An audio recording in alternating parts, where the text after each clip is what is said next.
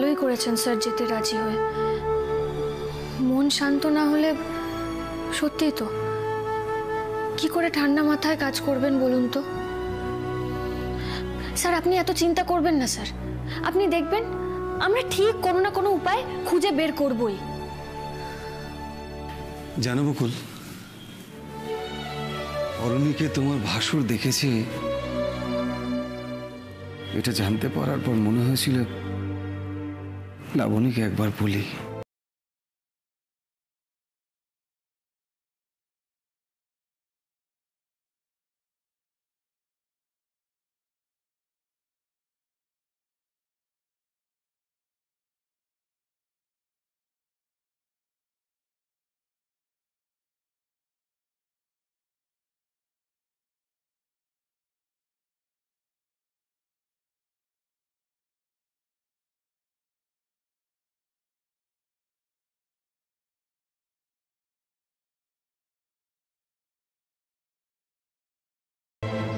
Sir আপনি মিথ্যে আশা করছেন না স্যার, আমরা অরুণীকে খুঁজে পাবোই, আপনি দেখবেন। তবে লাবণীদের সঙ্গে যোগাযোগ না করে ভালোই করেছেন স্যার। আপনি একবারে অরুণীকে নিয়ে লাবণীদের সামনে যাবেন, দেখবেন স্যার আপনাদের সব ভুল বোঝাবুঝি এক নিমেষে সবটা মিটে যাবে। হ্যাঁ স্যার। স্যার আপনি তো টায়ার্ড আছেন খুব, আপনি যান না, ঘরে গিয়ে একটু রেস্ট নিয়ে নিন। সার্চ টিমের সঙ্গে আমি কমিউনিকেট করছি, কোনো খবর পেলে আমি আপনাকে জানাবো স্যার, আপনি যান। ওকে, দেখো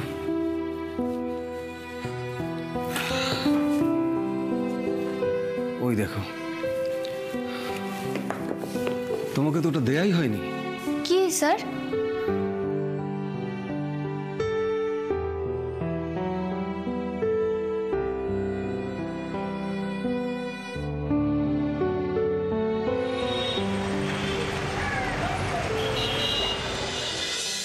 মা, বাবা, মা, ও বাবা, ও মা। কি ব্যাপার? হ্যাঁ, কি হয়েছে? আমার চাকরির প্রথম মাসের মাইনে, এটা তুমি রাখো।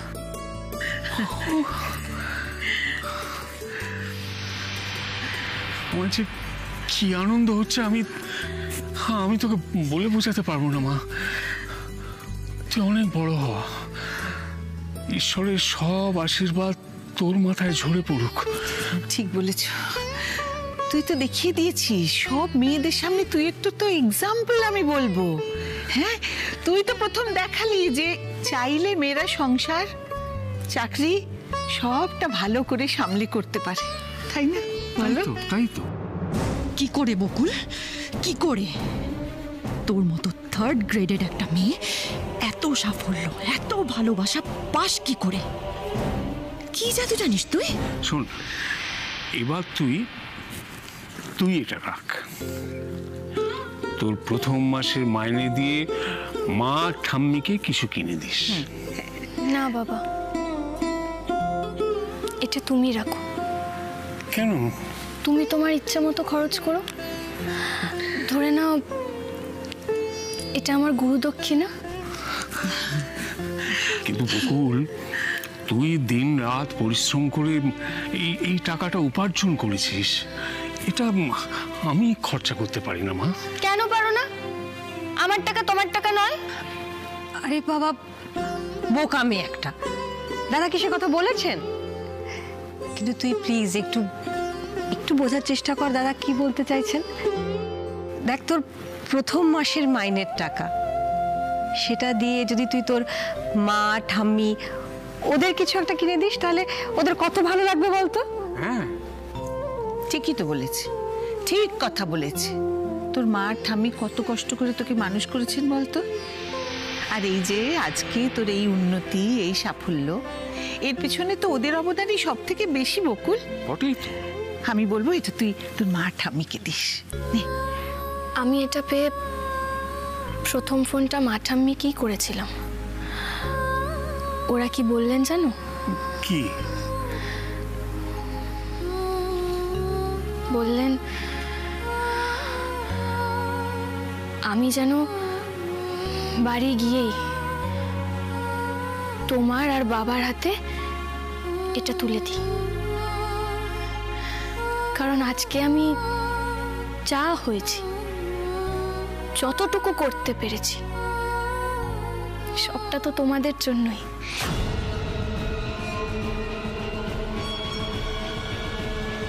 খবরটা কনফার্ম তো? এবার যদি কোনো ভুল হয় তাহলে কিন্তু তোমার বাঁচার চান্স আর নেই। জানি ম্যাক্স ভাই, সেই জন্যই তো সব কিছু ভালো করে খোঁজ খবর করে তবেই তো তোমায় ফোন করলাম। ঠিক আছে, আজ রাতেই অপারেশনটা করতে হবে। তুমি তোমার লোকেদেরকে রেডি করো। আচ্ছা ভাই। তুমি নাকি ফটো দেখিয়ে খোঁজ করছিলে বাচ্চাটার, কেউ কোনো সন্দেহ করেনি তো? না না, লোকজনকে বলেছি দাদার ছেলে স্কুলে ফেল করেছে, তাই ভয়ে বাড়ি থেকে পালিয়েছে। বাচ্চাটার খবর পাওয়া গেছে নাকি ভাই? তোকে কি বলেছিলাম, হয়তো নিখিলই পারবে ওই ছেলেটার খোঁজ আনতে। এরেও গেল। ছেলেটা কোথায় আছে ভাই, বলো তো, তুলে আনি। একটা অনাথ আশ্রমে। অনাথ আশ্রম? হ্যাঁ, সোনার খনির সন্ধান করতে গিয়ে একটা হীরের খনির সন্ধান পেয়ে গেছি। হীরের খনি? আজ রাতেই অপারেশনটা সেরে ফেলতে হবে। তুই টিম রেডি কর, নিখিলকে ফোন কর, ওকে বলো ছেলেদের রেডি রাখতে। একটা জায়গায় মিট করবি, তারপর সোজা চলে যাবি আশ্রমে। ওকে ভাই। কিন্তু ভাই, আবার কিসের কিন্তু? না মানে কেসটা একটু খুলে বলবে? তখন বলছিলে কি সব হীরের খনির সন্ধান টন্ধান।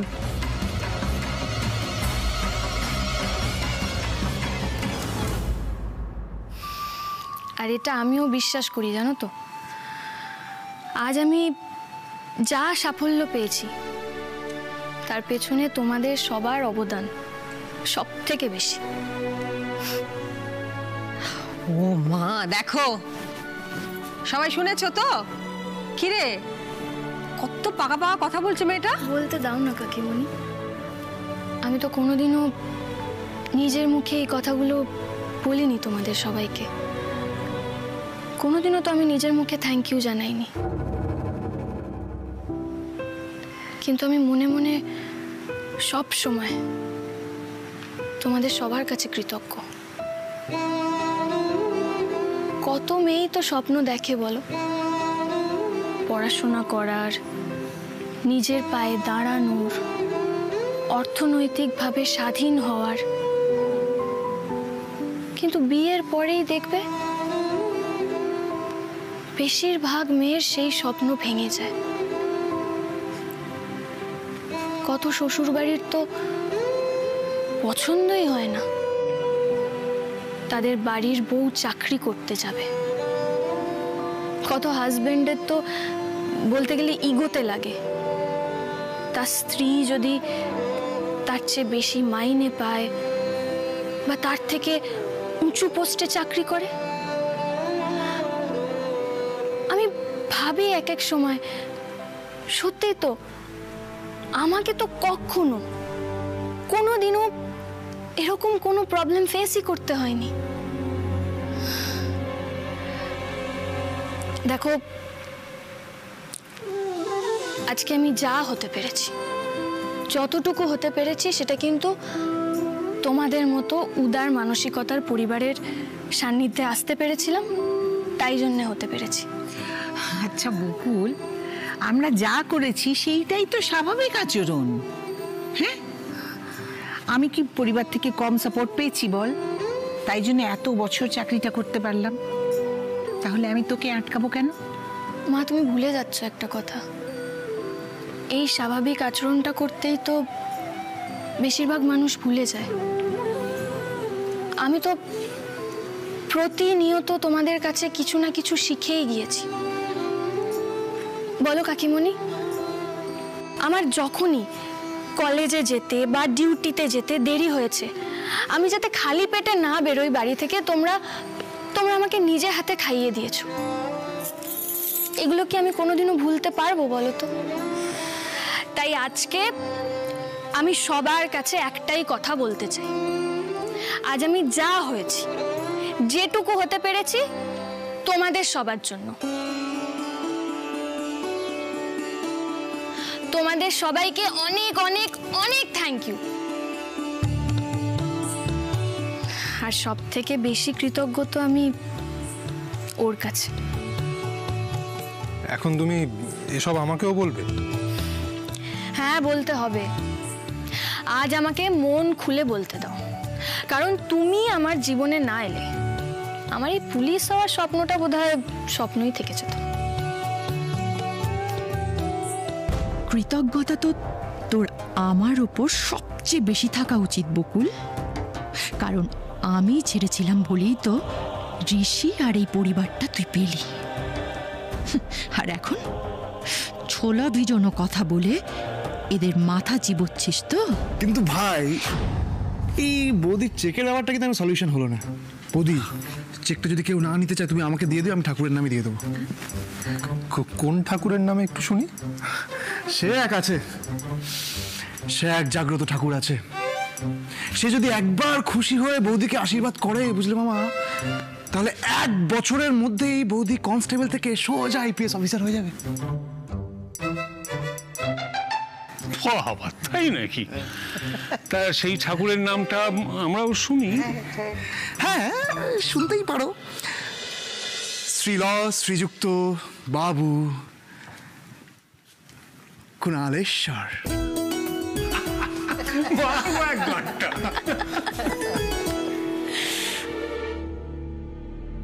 বকুল, congratulations. Thank you so much দিদি। আচ্ছা, এবার চলো, রেডি হয়ে বেরোতে হবে তো। চলো। কোথায় যাবি রে তোরা এখন? মাস্টার মশাইয়ের অনাথ আশ্রমে, ওখানে নতুন বাচ্চা এসেছে, তার জন্মদিন। মাস্টার মশাই আজকে থানায় নিজে এসেছিলেন নেমন্তন্ন করতে। ও শোন না, ওই বাচ্চার কথাই মনে পড়লো। অগ্নিজিৎ বাবুর ছেলে, ওর কোনো খবর পেলি নাকি রে তোরা? না, অগ্নিজিৎ বাবুর ছেলের এখনো কোনো খোঁজ পাওয়া যায়নি।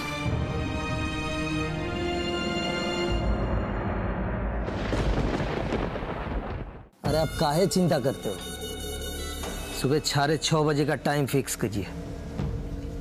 हम 7 से 10 बच्चे लेके बॉर्डर के पास मिलेंगे। अरे हाँ बाबा, डील फाइनल।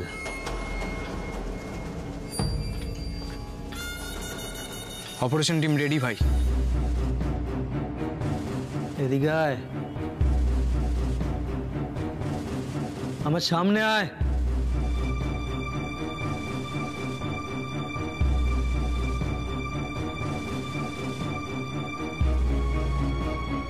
আমি কিন্তু স্পটে থাকবো না, পুরো অপারেশনটাকে তুই লিড করবি। থ্যাংক ইউ ভাই, জান লড়িয়ে দেবো, নিয়ে আসবো ওই বাচ্চাটাকে। বাচ্চাটা না, আরো 9টা বাচ্চা আমার চাই। আরে ডিল ফাইনাল করে ফেলেছি তো, মনে রাখবি। অগ্নিজিৎ রায়ের ছেলেই আমাদের একমাত্র টার্গেট না। চাপ নেই ভাই, হয়ে যাবে। ওই 10টা বাচ্চাকেই তুলে আনবো। অগ্নিজিৎ রায় আর বকুল রায়, এই দুটোর জন্য এর আগের বার আমার 10 কোটি টাকা লস হয়েছিল। এবার সেটা সব সুদে আসলে তুলবো, সব সুদে আসলে। এবার তোমার লস হবে না ভাই। ওই বকুল যতক্ষণে জানতে পারবে, ততক্ষণে আমরা বাচ্চাগুলোকে বর্ডার পার করিয়ে দেবো। তুই শুধু জানিস ওই বুড়ো বুড়ি আশ্রমটাকে চালায় না, কিন্তু তুই এটা জানিস না যে বকুল রায়ের সঙ্গে ওই আশ্রমের বহুদিনের পুরনো সম্পর্ক। কি বলছো ম্যাক্স ভাই? ইয়েস, একটা ক্রিকেট ম্যাচ খেলে জমি সংক্রান্ত ঝামেলা থেকে আশ্রমটাকে বাঁচায় ওই কনস্টেবল বকুল রায়। তাহলে তো ভাই আশ্রমটার উপর পুলিশের নজর আছে। না, এখনো নেই, তবে পড়বে। বকুল রায়কে আমি সব দিক দিয়ে মারবো। যেই আশ্রমকে বাঁচিয়েছিল বলে ওর এত গর্ব, সেই আশ্রমের সব কটা ছেলেকে আমি বেঁচে আমার ক্ষতিপূরণ করব। তাই আজ রাতের মধ্যেই কাজ সেরে ফেলতে হবে। ওই অগ্নিজিৎ রায় ওর ছেলের সন্ধান পাওয়ার আগেই ওর ছেলেকে অন্য দেশে পাঠিয়ে দেবো হাওয়া খেতে।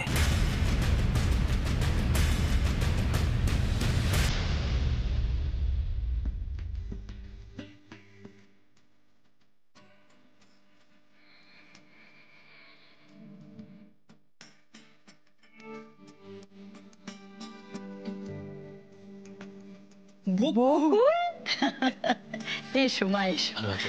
কেমন আছো মা? আসুন আসুন আসুন, খুব ভালো লাগলো। মাস্টারমশাই কেমন আছেন আপনি? খুব ভালো আছি, তোমরা কেমন আছো? খুব ভালো। আসতে কোনো কষ্ট হয়নি তো? না না, কোনো কষ্ট হয়নি। এই যে, কেমন আছিস তুই? ভালো আছি, তুমি কেমন আছো? আমিও ভালো আছি। আচ্ছা মাসিমা, এই ঘরটাকে এত সুন্দর করে কে সাজালো? নীলা। নীলা? হ্যাঁ। বাবা, তো কোথায় সে? নীলাকে দেখছি না তো। এই তো দিদি, এখানে। এই তো নীলা। কেমন আছো নীলা? খুব ভালো আছি দিদি। আপনারা সবাই ভালো আছেন তো? হ্যাঁ। আপনাদের জন্য আমি নতুন জীবন পেয়েছি। আর এই নতুন জীবন যে কত সুখের দিদি। মাসিমা মেসোমশাইয়ের মধ্যে আমি আবার বাবা মাকে ফিরে পেয়েছি, এতগুলো ভাই বোন পেয়েছি। তুমি যা পেয়েছো সেটা তুমি তোমার নিজের গুণেই পেয়েছো মা।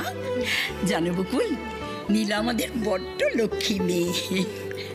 আমাদের তো এখন বয়স হয়েছে, একটুতেই বড্ড হাঁপিয়ে উঠি, কিন্তু নীলা আসার পর থেকে এই সমস্ত দোষীগুলোর দায়িত্ব নিয়েছে নীলা নিজে। আমরা তো এখন ঝাড়া হাত পা একেবারে, কি বলো? এখন তো এদের নীলাদি ছাড়া আর চলেই না। বাবা। আচ্ছা মাস্টার মশাই, যার আজকে জন্মদিন সেই বাচ্চাটা কোথায়? হ্যাঁ, তাকে তো এখানে আমি দেখতে পাচ্ছি না। আর বলো না মা, সে ভীষণ লাজুক আর একটু ভীতু প্রকৃতিরও। ও, কারোর সাথে কথা টথা বলে না। এই দেখো না, এখন সে পাশের ঘরে একা একা বসে আছে। ও বুঝতে পেরেছি, বুঝতে পেরেছি। আরে দাঁড়াও দাঁড়াও, তাকে তো একটু সময় দিতে হবে অ্যাডজাস্ট করার জন্যে। সবে তো 2-3 দিন হলো এসেছে। নীলা, কেকটা এনে রেখেছিস তো মা? বাচ্চাটাকেও সঙ্গে করে নিয়ে আয়। আচ্ছা, আমি আনছি।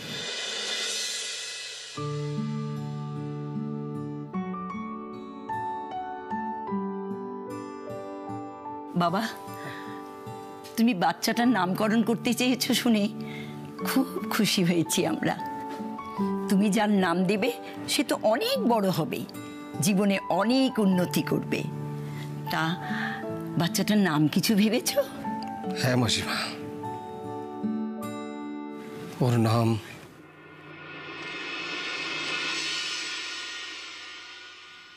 অরুণী।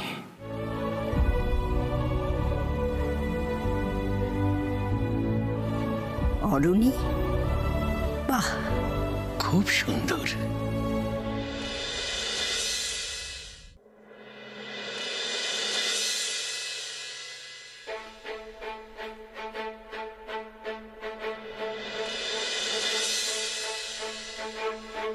অরুণী?